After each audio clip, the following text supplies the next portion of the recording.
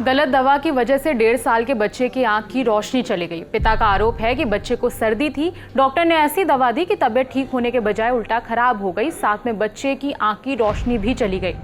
मामला मध्य प्रदेश के सागर जिले का है। आज तक से जुड़े हिमांशु पुरोहित की रिपोर्ट के मुताबिक 1 साल 7 महीने के बच्चे विनय विश्वकर्मा को सर्दी लग गई थी, साथ में आंख लाल हो रही थी। इसीलिए उसके पिता इंद्रराज विश्वकर्मा 29 मई को बच्चे को बंडा सिविल हॉस्पिटल ले गए। रिपोर्ट के मुताबिक वहां डॉक्टर ने बच्चे को आई ड्रॉप, पैरासीटामोल की सिरप, एक इंजेक्शन और कुछ दवाइयां दी। 3-4 घंटे तक बच्चा अपने पेरेंट्स के साथ हॉस्पिटल में ही रहा। फिर उसकी तबीयत बिगड़ना शुरू हो गई।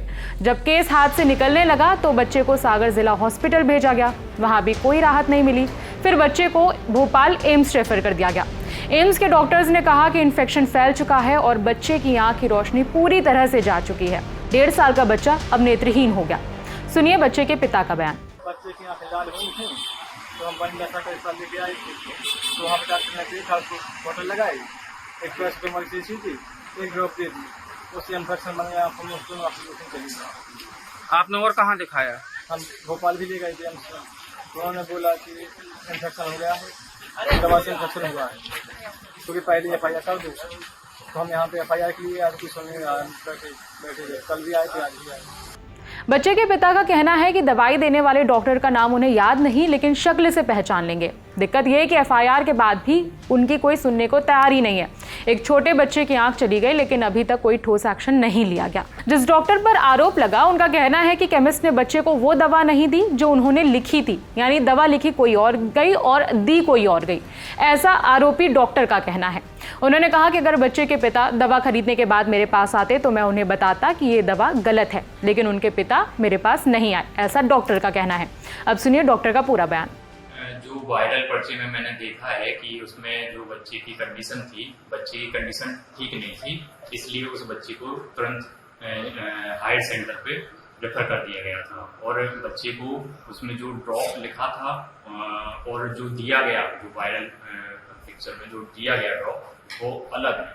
तो इसके बारे में तो मैं नहीं बता सकता कि क्या ड्रॉप दिया गया, लेकिन जो लिखा गया है उससे अलग ड्रॉप दिया। अगर जो मैंने लिखा तो वो तो मुझे पता है कि मैंने क्या लिखा। अगर गलत होता, अगर उन्होंने दिखाया है और गलत होता तो मैं बताता नहीं ये ड्रॉप गलत है, या तो वो दिखाने नहीं आए। सर, तो इसमें आपकी नज़र में किसकी लापरवाही कही जाएगी? अब इसमें लापरवाही, अब जो ड्रॉप लिखा है उससे अलग ड्रॉप दे दिया तो उसके बारे में तो मैं नहीं बता सकता। अब ये तो मेरा काम नहीं है कि क्या ड्रॉप दे दिया, क्योंकि हमारा भी जो सवाल है सर, बंडा हॉस्पिटल से ही ड्रॉप लिया गया है ना, आपके हॉस्पिटल से ही ड्रॉप लिया गया था। तो उसके बारे में तो अब जांच कार्रवाई में पता चलेगा किसने ड्रॉप दिया, क्या दिया ड्रॉप। दिन कम था तो कुपोषण था बच्चे को, तो कुपोषण की आखिरी स्टेज में आंखों पे भी असर पड़ता है। तो आखिरी स्टेज में बच्चे को शायद बच्चे को लेके आए तो उसमें कॉर्नियल अल्सरेशन हो जाते हैं, है ना। तो उसकी वजह से बच्चे की आंखों पे की रोशनी पे फर्क पड़ता है। तो मैं उसकी बीमारी की वजह से, बच्चे की बीमारी की वजह से आंखों पे असर पड़ा है, ना कि कोई drop. Block medical officer Yogendra Khatik ने बताया कि मामले की जांच के लिए कमेटी बनाई गई है। जांच के बाद जो भी चीजें सामने आएंगी उसके आधार पर एक्शन लिया जाएगा। सुनिए BMO का बयान। इसमें CMHO कार्यालय से जांच कमेटी गठित की गई है।